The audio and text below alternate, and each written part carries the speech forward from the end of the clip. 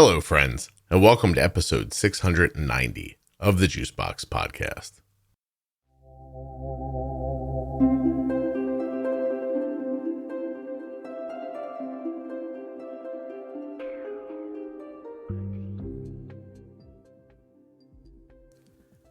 Cheryl's grandson has type 1 diabetes and 11 other diagnosed issues.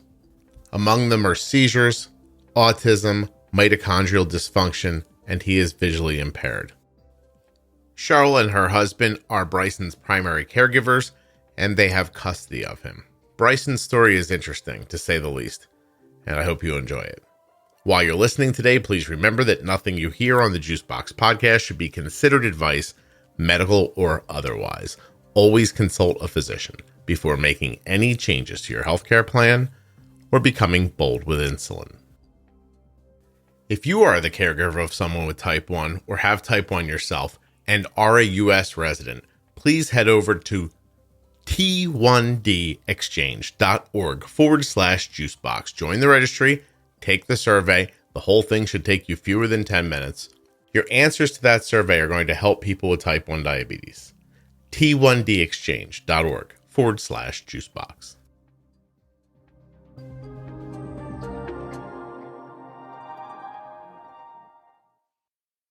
This episode of the Juicebox Podcast is sponsored by US Med. Get your diabetes supplies from US Med. All you have to do is go to usmed.com/juicebox or call 888-721-1514. Get your free benefits check today.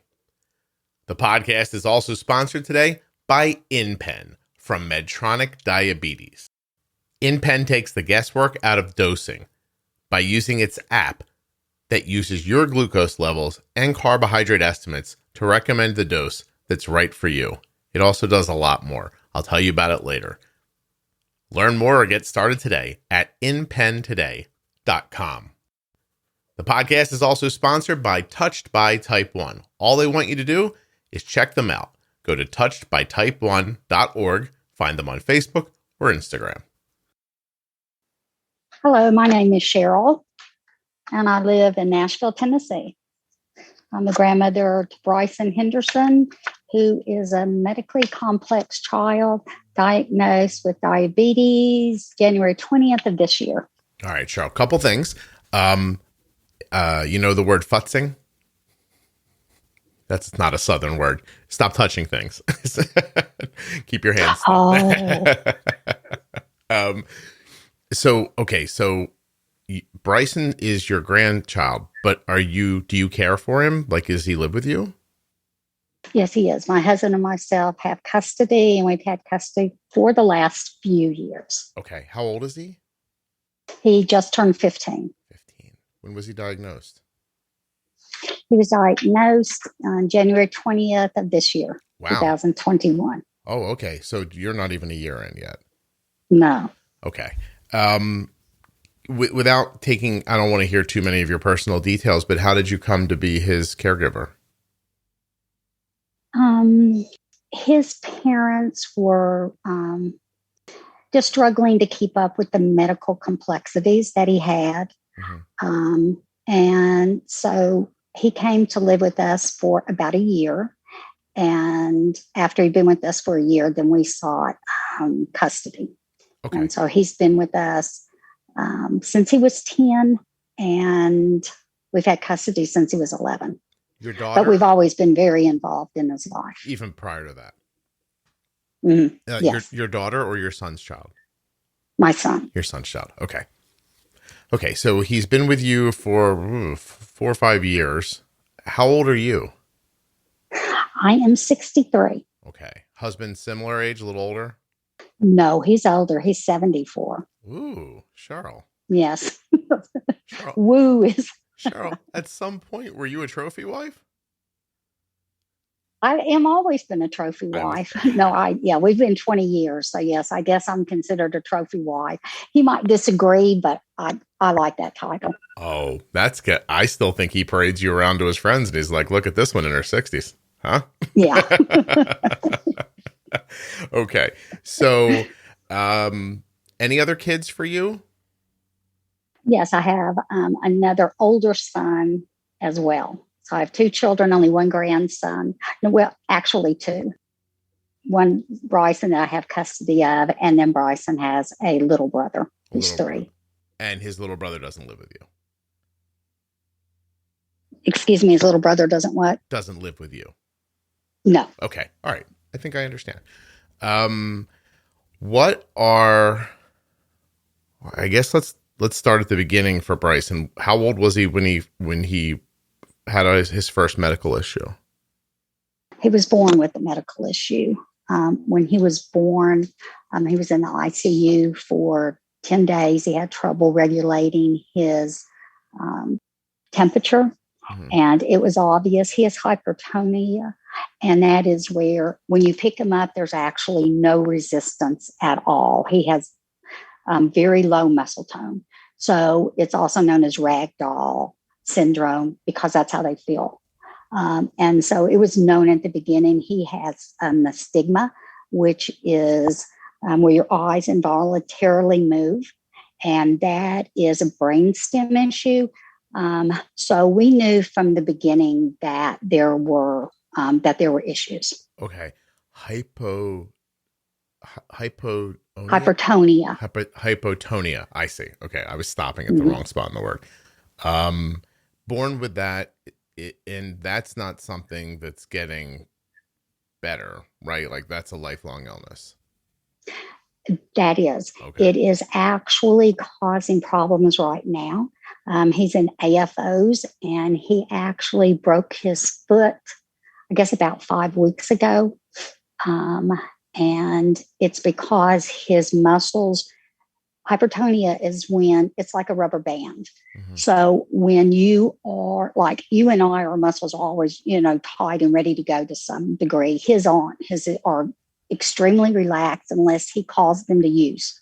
And so the muscles in his legs, as he gains weight, are no longer able to hold his weight. So his ankles are collapsing. So he's in AFOs now just to stabilize his stance. And this is an autoimmune disease, correct? Well, it is all stems from what is called mitochondrial disease or dysfunction. And that is, he was born with it. And it's where the body does not convert food and oxygen into normal cell function. It doesn't put it into the mitochondrial can't absorb it. So like diabetes, it's an energy channel that is blocked. And because of it, he has the low muscle tone. He is cognitively delayed and has seizures. And he is autistic, and he has high anxiety, and he was born with optic nerve atrophy, where his optic nerve did not have the energy to develop correctly in utero, and he is visually impaired and attends our state's school for the blind. Cheryl, that's a lot. Okay. It is a lot. Yeah. Are you okay? Oh, yeah. Yes. I mean, it's like all of this, most of his diagnoses came within, the first 3 years of life. It's like we knew he was having seizures. He first presented with absent seizures. So he was having these staring spells. And we knew something was going on. We just weren't really sure. And I actually had to video one before they took us seriously that it really was seizures. And when they did the EEG, they estimated he was having probably 150 absent seizures a day. Oh my gosh. Okay. Let me try to understand. I'm trying to find context. So can you tell me what an average day for him is like? Yes, an average day for him. First of all, he's cognitively delayed enough that he does not realize that his life is any different than mine or yours or any other 15-year-olds. Okay. So he is a very happy, very joyful child. He gets up in the morning, he's laughing, he's talking. Right now, he's into knock jokes. So while he's eating breakfast, he's telling me knock jokes. He's autistic, so they're the same jokes, the same, 5 or 6 jokes all the time, but we both laugh each time they're told. And then he cannot bathe himself all the way. So he showers and I help him. And then he needs help putting on some of his clothes, especially he can't, because of the hypertonia, he has very low fine and gross motor skills. So it's very hard for him to button blue jeans and the zip blue jeans. And so right now we're lucky enough that he's thin that we can use the kind he can just pull up and down by himself. So I help him get dressed, and then he gets on the bus. His vision is impaired enough that he has to have a human guide at all times. So if you were to see me putting him on the bus, he would be holding my, elbow, and I would be guiding him on the bus. He goes to school. He loves school. All of his therapies are at school. The school he attends is actually a residential center. We're lucky enough to live close that he can go. But since it's our state school for the blind, they're bussed in everywhere. Mm-hmm. So he has a wide variety of children. It's a huge campus. They have an indoor pool, so he may go swimming. They have an indoor bowling alley. He may go bowling. They have a huge auditorium, and so they're always having, one of the grades will put on productions or plays, or the choir will sing. Does he and have, they have, I'm sorry to cut you off. Does he have the ability to manage himself at the bathroom, for example? I mean, he takes a human guide to the bathroom, but then does the guide help him through the whole process, or does Bricen handle some of it himself? No, he is self-sufficient. We have got him to the point where he is self-sufficient in the restroom. Okay. So, were he, at the house, he would be sitting on the couch, listening to music, just like many 15-year-olds would do when they got home from school. And if he has to go to the restroom, he just gets up and goes. Okay. Because he's autism, he struggled or used to struggle with privacy issues. He did not understand. But we've really us in the school have really honed in on. So he's more aware of that. Privacy, like modesty? Modesty, exactly. Okay. Yes. Gotcha. Do you work? No, I am a retired industrial engineer. Oh, wow. So you have time to be with him. Yes. When I retired, I did take a part-time job as a hearing screener for newborns at our local hospital. Mm-hmm. And we got custody actually when it was a part-time job, a lot of times just a couple of hours a day. And my husband would watch him when I was gone. He's also retired. He's a retired banker. Mm-hmm. So he was always covered by one of us if he wasn't in school. Okay. When I'm sorry, I don't want to be like, I don't want to be a bummer, but I'm wondering in 20 years, what does Bricen do? In 20 years, that's the fear. Mitochondrial disease can be a progressive disease. And many of the children that are severely affected do not live to the age of 5.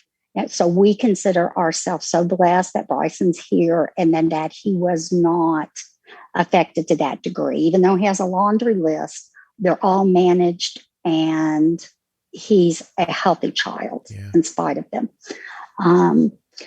It's really amazing. So we don't know if the diabetes is progression or not.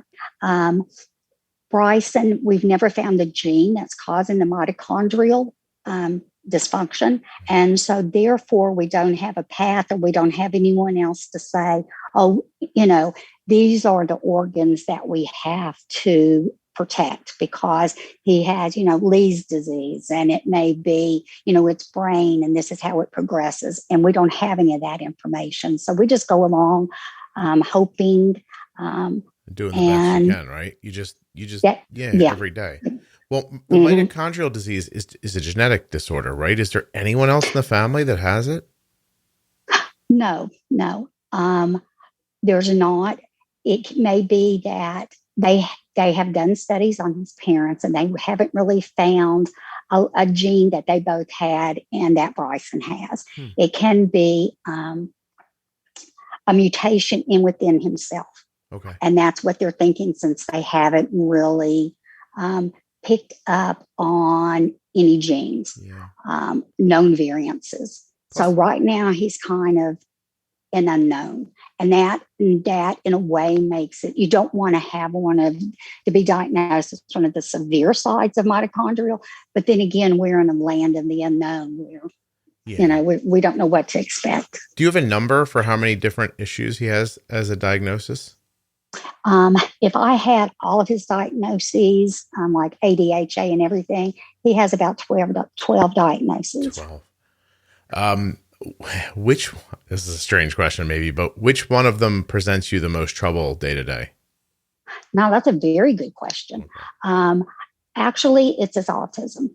On a day-to-day function, it's his autism, keeping him to be able to actually talk and communicate. He wants to, and he is verbal, but he has a hard time processing the words and getting them out in the order. He knows everything about diabetes, but if he was going to talk to his teacher about it.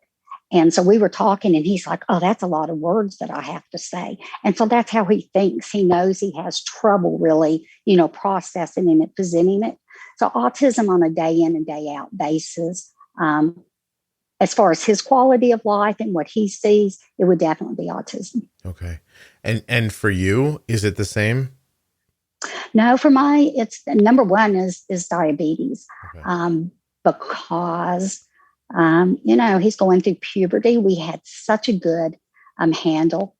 When he was diagnosed, he was like 11.7 as A1C. When 3 months after he was diagnosed, it was 5.9. Okay. With 97% in range. Wow. And that was only because of this podcast, because I found it in the hospital. And so being an industrial engineer, I did a lot of research, and my main job was to look at something, analyze it, and make improvements. Right. And so here's my grandchild, and he has all these variables and everything. And they tell me about them, and they don't want to overwhelm me. And I'm like, overwhelm me? I have to have this knowledge. And it was the podcast that gave me the knowledge. So we came home, and I was listening to every episode that you guys have, and it allowed him to get to 5.9 and 95. His last A1C was 5.3 with 95% in range and a standard deviation of 22. Come on. That's amazing. Good for you. Mm-hmm. What's your range? Pat yourself on the back, Scott.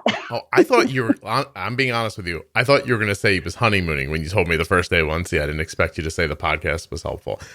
What's your range? No, he's not honeymooning. He came out of his honeymoon, and he's been out he was probably only in honeymoon maybe the first 3 months.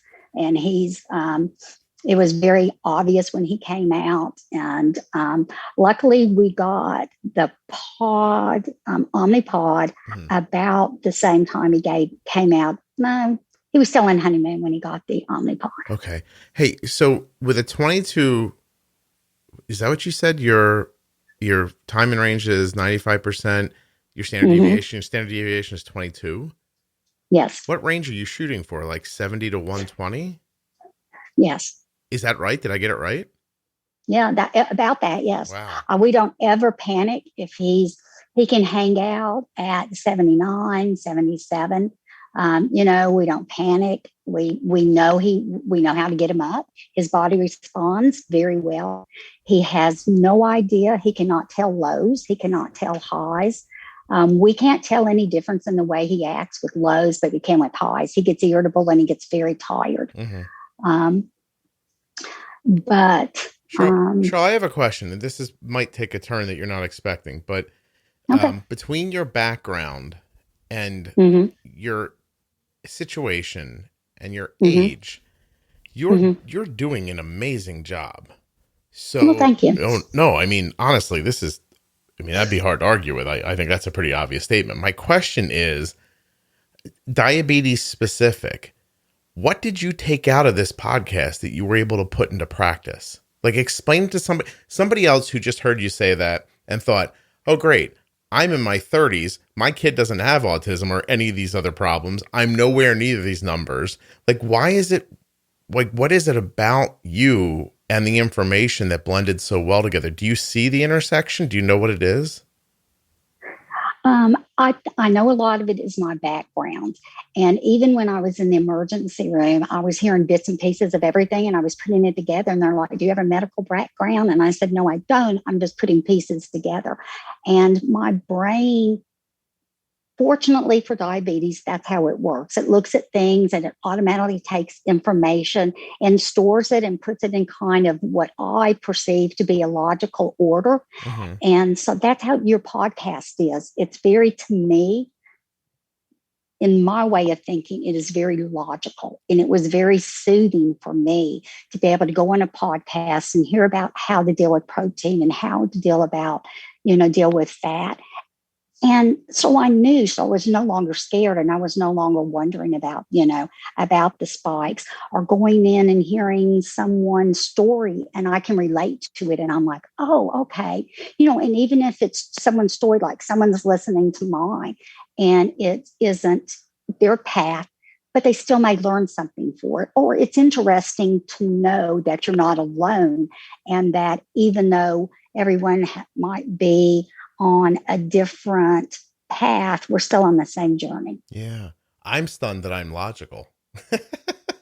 You're very logical. Yeah, I perceive you to be very logical. I perceive most of your guests to present themselves in a manner that was very helpful for me. Yeah, their guests are terrific always.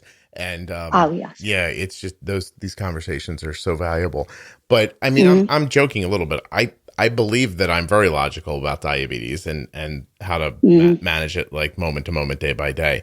It's just that if you could see the rest of my personality, it doesn't really jive with that, so it's sometimes I don't think of myself like you do. I see myself because I see myself in a completely different way. Like if I got on here and really started saying what I was thinking, in 15 minutes, you'd be like, I think this guy's out of his mind.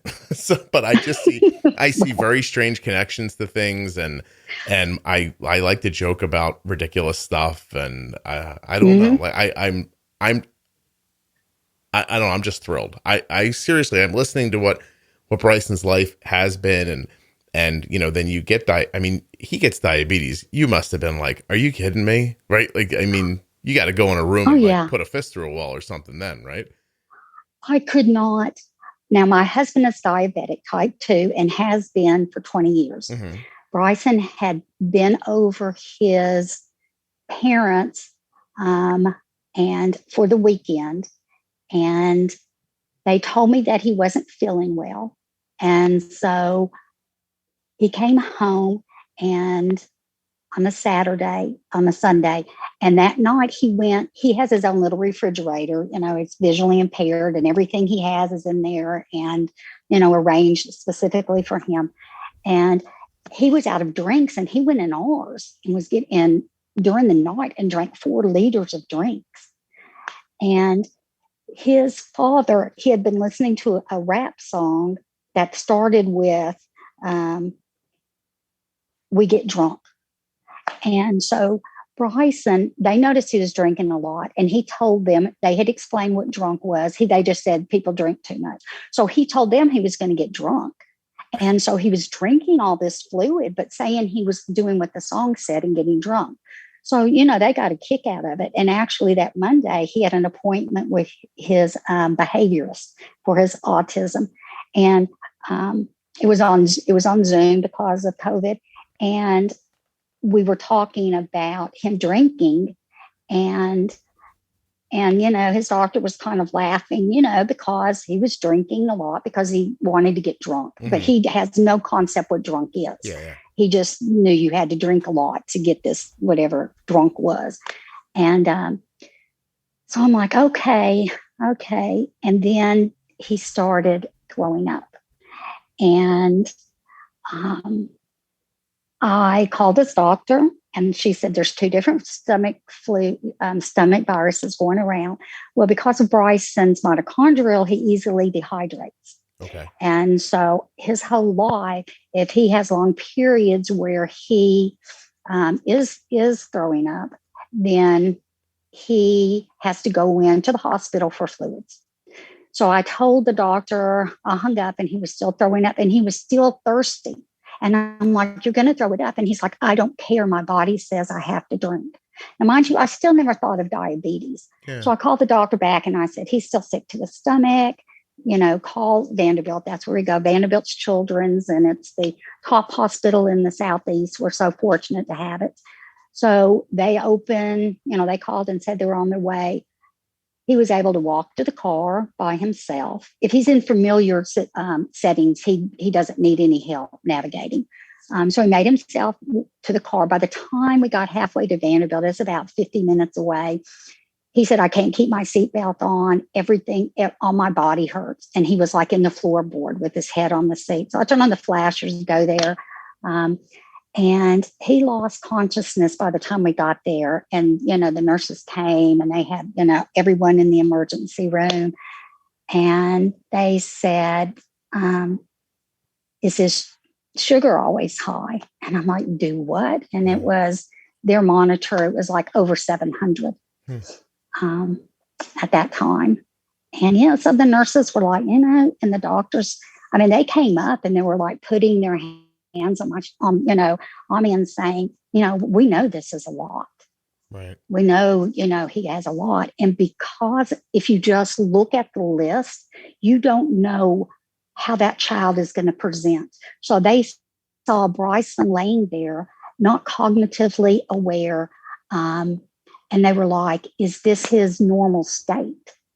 And I'm like, no, but, epileptic, especially if it's uncontrolled with he's, topped out on 3 seizure medicines.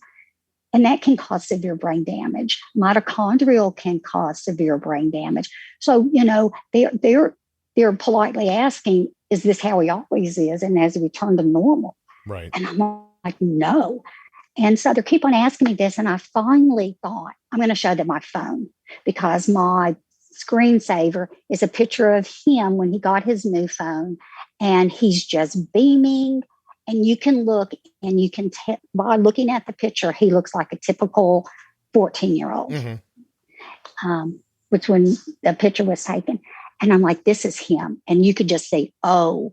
And so they, they went in and was talking, oh, he's always verbal. And so, yeah, we had no idea it was coming. I asked how he was, severity, and they said he's an 8 out of a 10, and they were ready to give him, and I think it was called a hyperbolic solution. And they said he's an 8 out of a 10, and we'll know exactly which way he's going to go when we give this to him. And it's not like the movies where they just usher you out and you don't see all of this. I sat there and watched him go in and out of consciousness, and there was no ushering. There was me, standing there. And they gave him the solution, and it just makes he just came up gasping, and that lasted for like 2 minutes, and then he lay back down. But that's all they needed to see was just that 2 minutes of him being aware for them to know that he was probably going to decrease from a 7 at some point, as opposed to going to a 9 or a 10. And then that affected how they helped him next.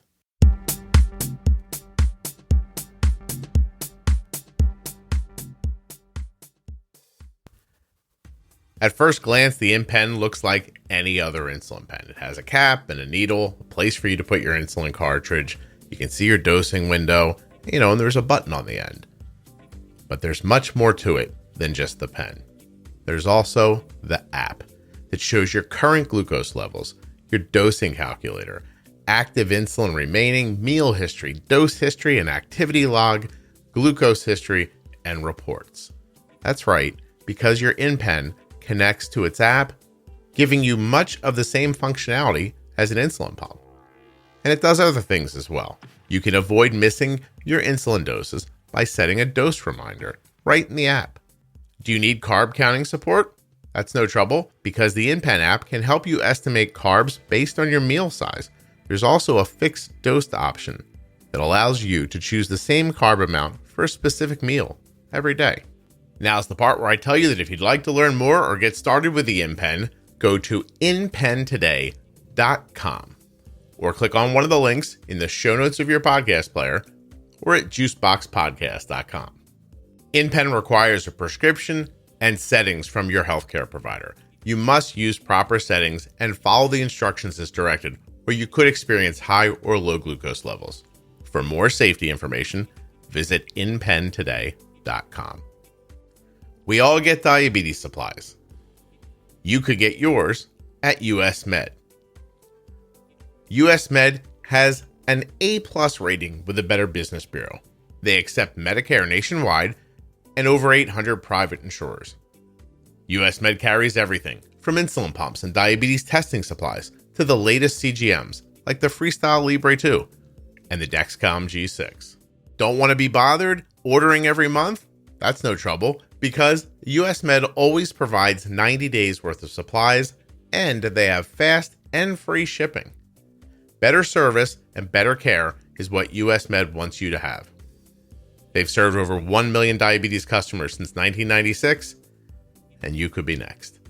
Go to usmed.com/juicebox or call 888-721-1514 to get your free benefits check so you can get started with US Med.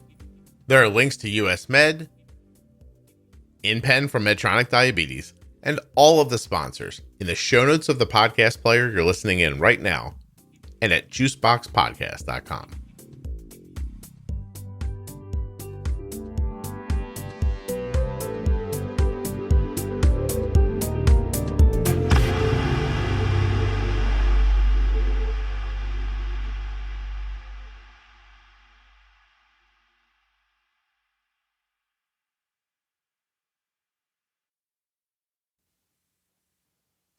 Excuse me? That testing drove what they did next then. Exactly. Yeah. Well, they were, because of the mitochondrial disease, they slowed down everything. They were going to do the DKA. I didn't even know what that was. They were telling me we're doing DKA, and I hear them talking about DKA, and I'm like, I have no idea what that is. And then they stopped the protocol because of his mitochondrial dysfunction. They called the geneticist and reviewed everything they were doing with his geneticist to ensure that their protocol was not going against his mitochondrial protocol, which he also has. So usually when he presents in the hospital, they treat the child for the symptoms, as they did with the diabetes, but there's also, like, he can have lactated ringers, and that's something that's often automatically given to people, and he cannot have those. So they have to follow the mitochondrial protocol first, and then the diabetes. So, while he was in this perilous state, they were stabilizing him, but at the same time trying to figure out his course of action where the diabetes and the mitochondrial dysfunction could both be treated effectively without one negatively impacting the other. Yeah. Oh my gosh. You're by yourself in there with him while this is happening. How long were you there? Like, how long did all this take? In the emergency room, they once they found the protocol, we went from the emergency room to have, they did a lot of things in the emergency room. We were there a total of 5 days, 3 of which he spent in ICU. Mm-hmm. And so, we were there 5 days. And yes, because of COVID, it was only me. Now, my sisters did come to see me once in the parking lot. And, that's probably the hardest I've ever cried. had such a fear because of his autism that he would get home and would not allow us to prick his finger, and would not allow us to give him an injection. And that was such a fear of mine, right. That he would, and cognitively, he would not be able to understand why I was trying to do this. And he was 14 when he was diagnosed. He was way too big for us to hold down. So if he said there's no injection, there wasn't going to be any injection. Right. Yeah, you can't. So that was my biggest fear. And it was just one more thing of his laundry list. Yeah. Oh, geez. No kidding. Has it been an issue ever, or how did you get him to be okay with all this? Because he's wearing a CGM. I mean, you don't, right? He's wearing a CGM and a pump. Exactly. Yeah. He was so sick that he has since got on to me for not calling an ambulance because he said I was too sick. You should have called an ambulance. So even though he doesn't understand the true severity of how sick he was, he knew how sick he was. He knew he had never felt that way, and he knew he never wanted to feel that way again. Yeah. And Vanderbilt has a fantastic child life. And so they worked with him a lot. The nurses that were diabetic, type 1 diabetes, came in and would talk to him, when they were on shift, even if they weren't his nurse, and said, oh, I do this and this is what I do. So by the time he left, he was used to the injections. He was pricking his finger has never bothered him. So he was used to that. He was used to the injections. And, basically it was like, Bricen, we have to do this or you're going to get sick again. And he's like, I don't ever want to be that sick. So he was aware enough to know that he had to have this. Now, he still asks when the doctors are going to his pancreas. He's still hoping for a cure, just like everyone else is. Yeah. He doesn't like diabetes, but he's very compliant and always has been. I think if he had to go back to injections, we would have some resistance because the pod's just so easy and so life-changing. Yeah. It made our life so much easier. Can I ask a question? So Sure. he's asking about, like, can diabetes go away? But the rest of the stuff that's going on with him, you said that he doesn't see himself as different. So he doesn't ask about any of the other stuff. He's never asked about any of the other issues. No. The only thing that he is upset about is he cannot drive. But not only is he visually impaired and couldn't drive, his epilepsy, they just did an EEG because he started presenting with different kinds of seizures other than just absent. And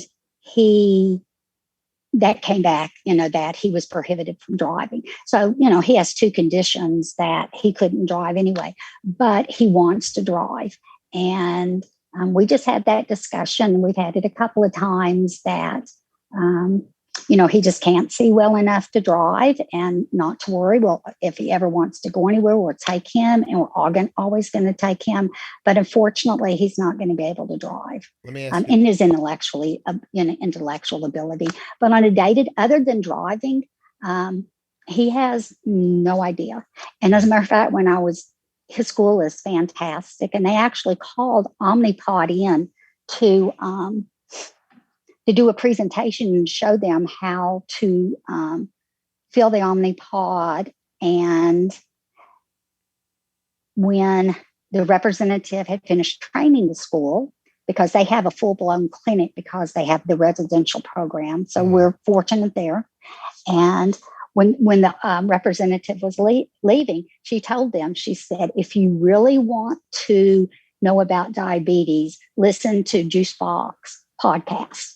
Oh, the trainer. So that was that was the Omnipod representative. Oh. So they've always been on board. We had a big meeting before school started, before he ever walked in, and it was all the teachers that he was, gym teacher, speech teacher, everybody was there. And they were talking about what he could have to eat. And I said, he can have anything to eat, anything he wants, you just have to cover it. Right. Um, and How does he eat? What's his diet like? that is another thing that that's another thing that's really changed for the better since diabetes, because before he had a very limited diet, very limited. I mean, he would eat maybe 10 foods, and now he will eat anything just about that's put in front of him. He doesn't like coleslaw, but he will eat any kind of vegetable, broccoli, cauliflower, anything, and put in front of them. He will eat now. Mm-hmm. And that changed because of the diabetes, because, we said your body has to stay healthy, and, you have to eat healthy in order for your body to be able to work healthy. Yeah. So once again, as sick as he was the one thing that helped him with his, even with his disabilities, to understand how serious diabetes could be. Yeah, that DK had a real impact on him. He's not. Oh, yeah, he's not going to forget that anytime soon. And it's interesting, isn't it? Because that's the, what do I want to say here? That's the reaction you would expect from everyone. Mm-hmm. But because he's not encumbered by the other, like some of the other things that a person maybe without his issues is, and encumbered by just simple things like his own personal desire, right? Like mm-hmm. he doesn't think about like, I just want to be happy, or I want a pizza. He's gets this feeling of like, this hurt, I'm not going to do this anymore. And then he doesn't question mm-hmm. it again. Is that right? You're exactly right. And okay. The thing is, Bricen does not express pain. He has passed a kidney stone we have never known. I just, referred earlier that he had a broken bone. He never told us that his foot hurt. I noticed he was limping, but he promised nothing would hurt on him. Is that and I take him to the doctor. Is that the hypotonia, Cheryl, or is that him just being resilient? What do you think that is?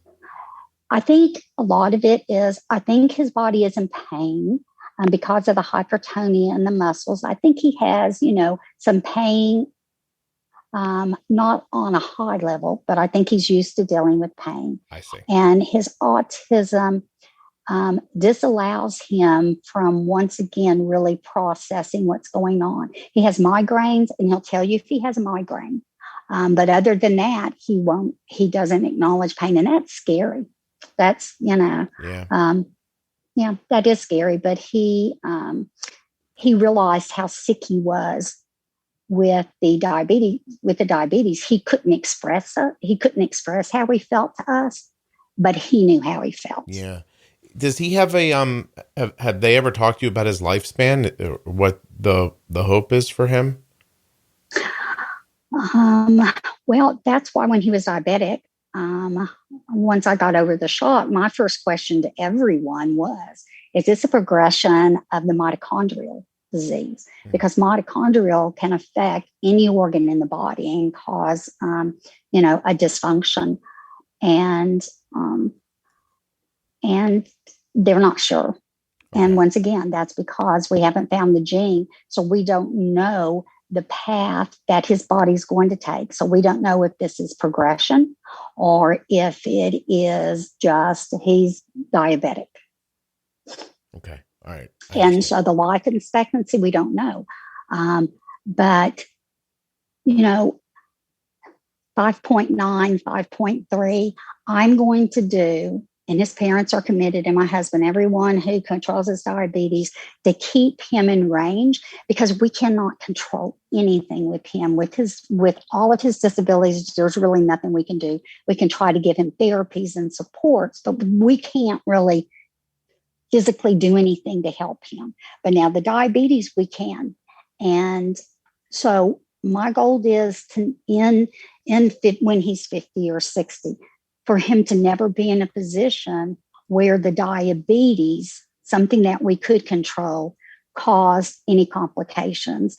But there's crossovers from the complications, because mitochondrial, your stomach takes a lot of intestines. They take a lot of energy. And so, gastroparalysis is very common in mito, but it is in diabetes too. Yeah. So if something like that happened, would it be a result of the mitochondrial, or would advancement of mito or advancement of a complication of diabetes?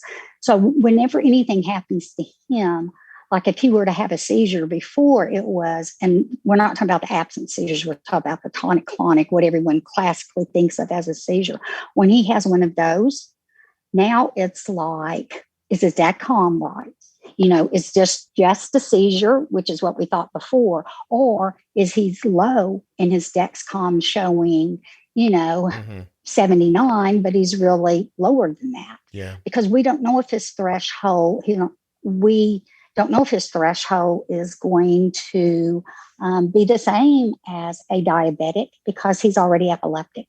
So that's an unknown variable. Yeah. And so there are things that now when something happens, we can't just look at what we did, that one diagnosis. Now we have to also look how diabetes could have affected it.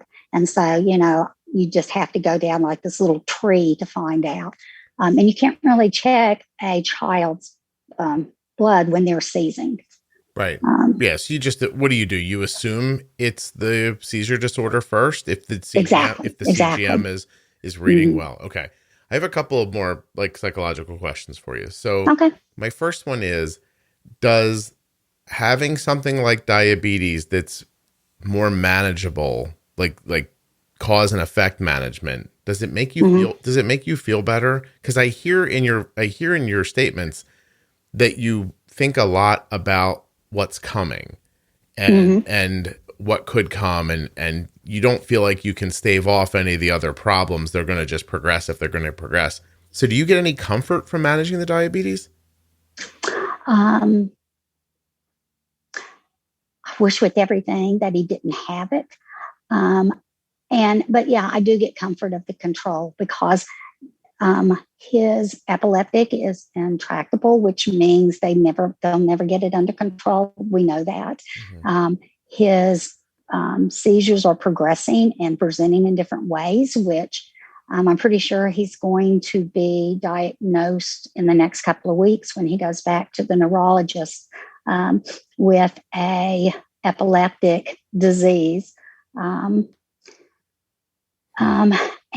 yeah, I'm one that likes to control things, especially with someone that you love so much.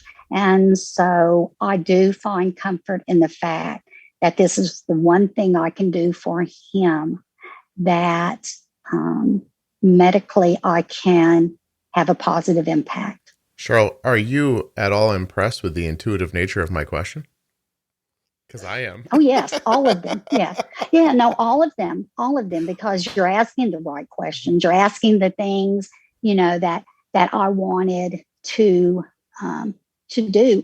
But going back to what I was saying about him not knowing anything, and when I was talking to his school, and she said, okay, so at breakfast, this was his teacher, she's like, okay, at breakfast, if they do a muffin, we just won't give them a muffin. And I'm like, the child always comes before diabetes, and he doesn't know anything else that he's missing out on in his life. He has no clue, but he knows he's missing out on a muffin.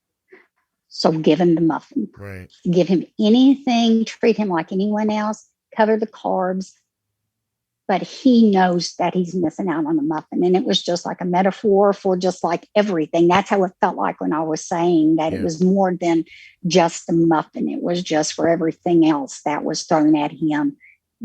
Do everything you can to make his life as normal as possible. Yeah, you sort of get that feeling sometimes like, you know what? I've made a lot of concessions and that's it. Like I'm done making concessions. Like we're going to figure out another way around this issue. And whether it's eating the muffin or something else, you just get to that, like, I've had all I can stand that I can't stand no more. And that's it. We're going to make a stand right here. We're going to say we can figure it out. And you figured out how to bolus for a muffin. Obviously you have amazing standard deviation and A1C and time and range. How did you figure it out? Just trial and this error? Was the school that has to do that. Really? Yes. The What school did you teach them? is the school. Like I said, they are very. they called the Omnipod representative. Within the second day of school, they had gone through all of their menus and wrote down the carbs per serving. They had even gotten to the point, and this is the school, they had even gotten to the point where there were different brands of, say, carrots, and they had different carbs. And so every day they call and say, okay, you're having carrots. Which brand of carrots are you serving at lunch? And so as you can tell, I am so blessed that that's where he is. And if there's any question, they're forever, calling and saying, this is where he is, and, what do you want to do? So I have a very good relationship with the school. And so they're the ones who figured that out. He is running higher at school, like at lunch. They do half of the bolus before and the other half after. Okay. And so there's not the pre-bolus. So he goes high during lunch usually. Did he show a propensity for not finishing his food? Is that why they did that? They weren't really sure, but no, his thing is he usually eats more than they say. It's not uncommon for him to eat 2 lunches. And if you saw him, he's 5'6.5" and 107 pounds. So he's extremely thin. But he eats. Well, maybe they can get past that idea and just give him all the insulin at once instead of splitting it before and after. Like maybe with time. I'm sorry, go on. No, I didn't mean to cut you off, but maybe with time they can get comfortable. And that's what I'm hoping. I'm hoping at least that they can bolus for the full lunch, because I would rather see them bolus for 50 carbs or, however many. And if he eats 40, then give him, a couple of sips of juice. Give him something to cover it other than just letting him go to 200, because there's not really a pre-bolus. And all the foods hitting before the insulin is. Yeah. They understand it. I explained exactly how it went, how it proceeded, but that's just their comfort. And I know a lot of schools, that's the only issue I have with them, is that they won't pre-bolus him his full carb count for lunch. And you do it at home and you don't have any trouble with it? Oh, yes. We pre-bolus. He's going through puberty, as I said, and we're finding this week that everything that we thought we knew, he's still spiking on. So I'm in the process of reevaluating his bolus and then looking if we need to do something else with carb ratios. Can I ask a question? But I'm doing the basal first, not the bonus, the basal. Okay. So I'm doing the basal first. Good. I have a question that's completely away from all of this. So, because you just mentioned that he's coming up on puberty. What do you do when he starts having like sexual desires? I know he's only 14 now, but have you had to have thought of this? Like, how do you handle that? Well, it's already presented itself, and especially 15, right? When he pre-diagnosis, he was getting erections constantly, much more than I thought was normal. And once we got his blood sugar under control, that decreased like 80%, which is aside from what you asked, but just I thought very interesting. Yeah. But no, we've just told him this is why your body's, this is what's going on with your body. He doesn't know what to do to satisfy himself. He hasn't discovered that yet. But we just talked in general terms that, pretty specific as far as he wanted to know, that if that happened to everyone and it was going to continue to happen, and, you couldn't touch yourself in public. Once again, I started, saying that he has no modesty. So, you could not touch yourself in public. Try to say when this happens, put your hands, or, trying to do things, because those he needs to be typical like any 15-year-old. Mm-hmm. And, part of it is just his dignity. And so we've touched upon it. And he's done really well. Good. Oh, that's excellent. So far. Yeah. And by his dignity, you just mean like how people see him. Like you don't want him to come off like out of control. Is that right? Or Well, did you mean how he felt?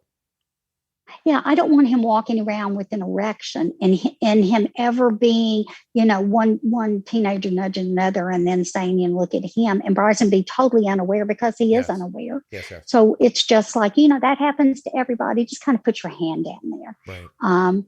And so that to him, that's just part of having good manners. To him, that was just like saying please and thank you, because he doesn't understand anything about sex or any kind of sexual. And we didn't go into that. We didn't go into why that part of your body, because unfortunately, that's going to be another part of his life that won't ever be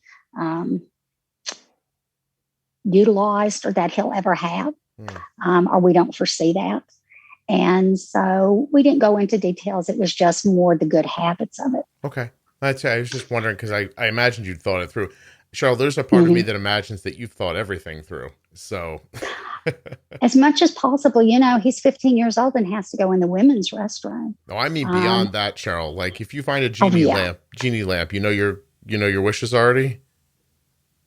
Like what haven't you thought through is what I'm saying. Like if you find a lamp on the beach and you rub it and a genie comes out, do you already know what you're going to ask the genie for? Have you thought through that? What happens if there's a fire? What window do you go out? Like, I feel like you've got everything. Yeah. All that. We've had fire drills with Bricen forever. For just that reason, if we're on one end of the house and he's on the other, because he is able to, as I just said, he's totally mobile in our house. He can go and do anything. He's totally free to do whatever he wants. So if we're in one end of the house and he's in the other and the fire alarm goes off, what is the closest door? Because that's not something that he is going to automatically think. Yeah. He's not going to think, oh, I need to go out the front door. So that's what we do. We've actually set the alarm and had, drills just like they do at schools and say, okay, the fire's in the kitchen, which door are you going out? Yeah. The fire's in the garage, where are you going? And the fire's in the living room, where are you going? So we do those scenarios so that it will be automatic to him. I think I want you taking care of me. What's for dinner tonight? Do you know already? That's a downfall. Okay. The dinner. That's why my husband wouldn't say I was a trophy wife, because you would have to ask him what was for dinner, because he actually does more cooking than I. Oh, all right. Well, I thought you had the whole thing set up here. But no, I don't. I'm not the whole package. I'm not 99%, as long as you don't expect a chef. Oh, that's excellent. Oh my gosh. Before we started to record, you said you were like excited to meet me, and I have a hard time understanding that. So because you're such a together, thoughtful person, can you explain it to me? Because I don't understand. I'm being genuinely serious. I don't know why anyone would come on here and be excited. Okay. Scott, this may shock you even more, but I am tearing up because to sit in a hospital room with a child who's already so medically fragile and have diabetes thrown at you, and you just feel like this is one more thing that can't be controlled. And then you Google diabetes and you start listening, you visit different pages and you start listening, and finally you hear a voice that to you is a voice of reason. To you, it's a voice that you can follow. And so I went from feeling totally out of control and in panic that I was going to take this child home, not even knowing how to take care of him. I knew I could, and that wasn't anything that they told me. That came from the podcast. I came home and immediately, that's why I spent my time in the hospital, was listening to your podcast, and it gave me comfort. And that was from you. So as I said, I live in Nashville. I ran into quite a few, country music stars. And, I'm like, oh, there they are. That's great, great, great. But I'm like, oh my gosh, I am going on the Juicebox podcast and I am going to talk to Scott. And maybe, just maybe, someone will be sitting in a hotel room and you will give them, through your podcast, comfort, and you will give them hope, and you will give them a sense of control that had been ripped out from underneath me. I thought I knew how to take care of him. And then I found out I didn't. Yeah. And you taught me how to again. And it wasn't Vanderbilt has a great program. They have a clinic, but they're not the ones who taught me how to take care of Bryce. And that was you. And yeah. Well, sure. So yeah, when I said I was a fangirl, or a fan woman, I guess I should say, since I've already told you my age. So yeah, I'm definitely a fan woman, and I'm definitely, you just don't know how much your voice has meant to me. Wow. And how it's pulled me up. Thank you. I honestly don't know what to say. I feel like anything I say would be ridiculous. So I'm just going to say thank you. You're welcome. I'm incredibly happy that worked out for you that way. And I do agree that you being on the show will be someone else's episode that they land on when they're in the hospital or unsure or whatever moment of need strikes them. How at your, I know you're not I'm not trying to paint you as like 150 years old, but I don't think 62-year-olds don't. Well, thank you so much, Scott. I may not be your fan if you hold that steady to that statement. No, I'm just trying to get to the idea that I don't think that 62 is the average age of a podcast listener. Did you listen to podcasts prior to that? No. Really? No. Yours was. I had that. I am active on social media. Instagram, Facebook. I don't post a lot. I follow a lot. So I followed podcasts. I'm much into therapy dogs and crisis response canines. So the podcast and things that I followed were 100% directed towards that. If every podcast I listened to was that. So I did not listen to medical podcasts. That wasn't a point of interest. I never would have found your podcast or any other medical podcast. And yours is the only podcast I listened to because I found out really, really quickly that you spoke my language. You presented information in a way that made sense to me. So I discounted the other podcasts. Can I want to dig into that for a second and I'm not trying to make a funny statement, but did you try a number of them and mine fit you the best, or did you try mine that fit well so you didn't go look at the rest of them? No, I did several, and of course we're not going to name them, but I did several of the Facebooks, and some of them I still do on Facebook, but yours was the only podcast, once again, because you spoke my language. And it wasn't, not that the others are fluff, but they were fluffier. And I didn't want fluff. Diabetes is not a fluffy to me. It's not fluffy. There's no fluffiness about it. Give me the cold, hard facts. And if they're bad, then I want to know them, because my mind's automatically going to say, it's bad. What can I do to make it better? Yeah. And so I fit very well in your podcast. And in my mind, that's just how I think. And the others were too general, I couldn't get anything. I couldn't get anything useful on how to care for Bryce, and not the nuts and bolts of how to care for Bryce. And your podcast has nuts and bolts. Cool. Well, that's excellent. I guess I'm extra interested because yesterday a fan of the show sent me something they saw online where a person said that they didn't think this podcast was good for newly diagnosed people. It called me a micromanager, and I read the little blurb and I thought, I don't think those are accurate statements about me. But I think in general, I think the podcast is great for people who are newly diagnosed for the reasons that you just said, because why spend a bunch of time hearing stuff that's not going to be helpful or isn't complete information? And I don't see, I mean, it's 1:41. I think maybe 2 hours ago, I said to Arden, like, you should bolus more. But I don't talk about her diabetes a lot with her at all, really. So, I mean, and over the years, it's been different as she's been younger, but I also don't understand when people think that I don't know if it's micromanaging to, help a kid bolus for a meal and then check in on it to make sure that you hit the bolus right and you're not spiking. Like, is that micromanaging or is that just reasonable use of the insulin? So I don't know. I think that's teaching. I think that is teaching. I see that as a parent who wants their child to be successful when they leave the house and are giving them the tools to let them be successful. I don't see it micromanaging. Bricen will never be able to manage his diabetes.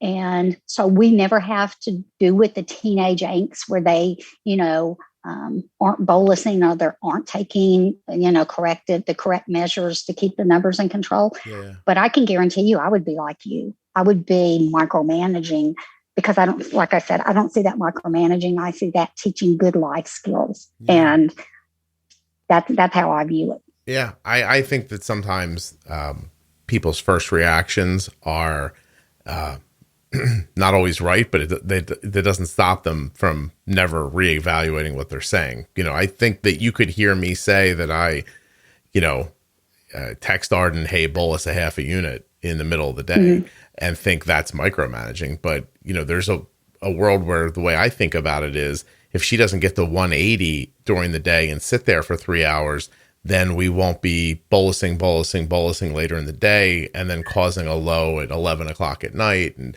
like, I see it as a more holistic big picture. And anyway, I was just very interested. Thank you. Yeah. That's why the podcast is so good, because that's exactly how I think. That's what I do. This budge and nudge, I'm all about budging and nudging. Yeah. Also, I'm delightful, right? Yes. Cheryl, do you like my sense If you're not going to call me an old lady, then yes. If you're not going to call me an old lady, then you're delightful. This is the part in the episode where people are like, "Oh, what is he going to end up calling my episode?"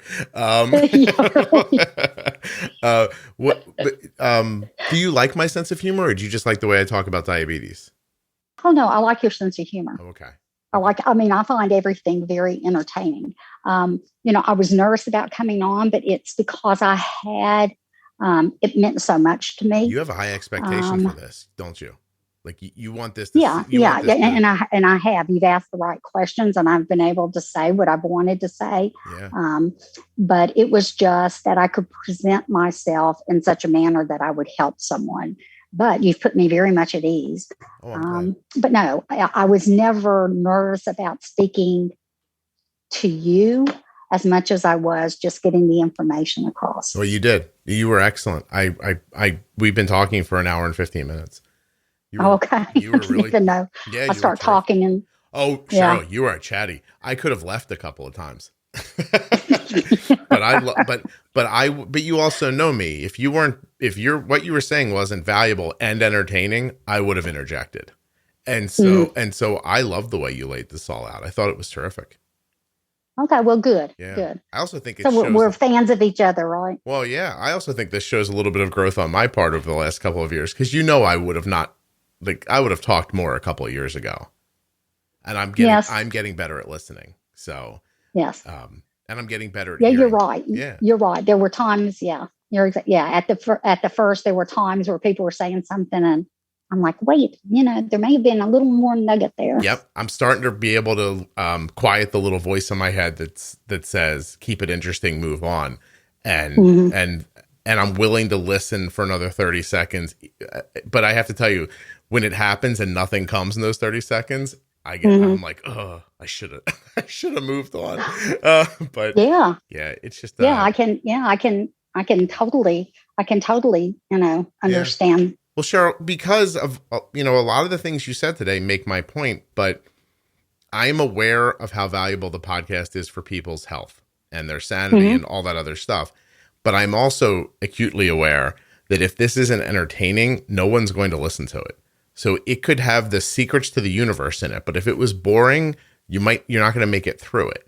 And so I'm always trying to balance listenability with content so that you get what you need and don't bail on something before the good things get said. And, and it's just true. Like, I know it sounds crazy, but you could put the secret to life in this podcast. And if 45 minutes into it, you're bored, you're just not going to make it. And so you kind of have to do both. That's all. I just, I mean, you're exactly right. And you are entertaining. Yeah. Like, what's his name in his prime? That guy with the dance with the umbrella. Yeah. Yeah. I'll never think of that. Damn it. You're like, I'm not even old enough to know who you're talking about. The Singing in the Rain guy. Who am I talking about? Oh, God. I don't know. Hold on. Jesus, I'll figure it out. Will I figure it out? I guess if I can remember how to spell sing, I'll be okay. Hold on a second. This is going to bother me because as soon as I see Gene Kelly's name, I'm going to know I meant Gene Kelly. Damn it, Gene Kelly. That's all. I don't know why. Did I reach back to the 50s, do you think? I wasn't born until the early 70s. Okay, well, and I will let you know that I did see the last 2 years of the 50s, but I wasn't old enough to watch. Wasn't it Gene Kelly and Auburn Hepburn? I have it right here now. Gene Kelly, Donald O'Connor, Debbie Reynolds. Oh, Debbie Reynolds. Yeah. Well, then, yeah. So, no, that's too far back for me. Your episode could be called Singing in the Rain. Yeah, it could be. Because you're a really upbeat person, and this is not an upbeat situation. So. No, it's not. And, everyone has their moments, but. What do you do in those moments, Cheryl? When it's too much, what do you do? I'm not really a crier. I have to, if I totally want to unplug, I read. It depends on what it is. If it's like his seizures and they're getting new seizures, there's not a lot I can do. So I just like that. Lenny Gaston, that's what I'm pretty sure is going to be diagnosed with as a seizure disorder. And it's just learning everything I can about it, but I can't do anything about it. Yeah. So when I'm really down there, it's to seek information and then realize there's nothing I can do about it. And I just have to resolve that within myself. I think that's probably my, what bothers me the most is when something presents itself and it's progressing like his seizures are. And there's nothing that can be done. The doctors are scrambling to add medications and change dosage times. And so that's probably my dark place is when I can't control it. I just have to resolve that in myself. I hate not being There's nothing else I can do. No, I agree with you. I think it's a smart thing. My mom is sick right now. And it's the worst part of it is not being able to. I feel like I want to continually be able to say something that's valuable or do something that's valuable, move it in a good direction, even if the end's not good. I want to keep. I want to keep moving in a good direction. And I got a little for the first couple of weeks that we were aware of it. I had a lot of, I don't know if it was anxiety. I was stressed out. Like I could, my body was under stress and I could tell. And I said to Kelly one day, I was like, I said, this is going to kill me before it kills my mom. So I have I have to find a way. And I think that you're right. Like, I mean, people could say like I exercise or I read or I cry. Like those are all great things. But in the end, it's the letting go. And it's not giving up. It's not holding yourself responsible for something that you can't be in control of. That sound right? No, and that's exactly how it is, and that's where my anxiety or my moments come from is when I can't control it. But then, you just have to realize that as much as you want to control something, you cannot. There's nothing you can do. And, I can try to say, okay, he was doing this when the seizure happened. And like one of them, we had to put one of his dogs down, and he had a really bad seizure afterwards. And I'm like, okay, so does that equal, huge emotional impact is going to equal a seizure now? I don't know, but I kind of, put that in the back of my thoughts. So I try to control as much as I can, but at the end of the day, there's nothing I can control. All I can do is gather data for his seizures. I cannot control them, and that's very, very hard. Yeah, you have to resolve yourself to that factor. It'll eat it eats you alive if you don't. Yeah. Okay. All right, Cheryl, you were terrific. This was amazing. Thank you. I really appreciate your time. Thank you so much. Well, thank you so much for having me. Oh, of course.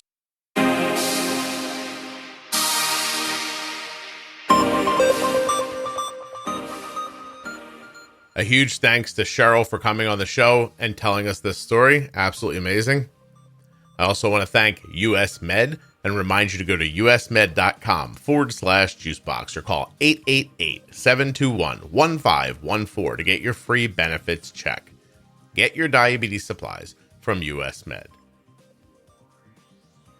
Thanks also to InPen from Medtronic Diabetes. Head over to InPentoday.com to learn more about the InPen and to get started. There are a ton of series inside of the podcast, like the Diabetes Pro Tip series and Defining Diabetes. You can learn more about them at juiceboxpodcast.com or at our Facebook page, Juicebox Podcast, Type 1 Diabetes.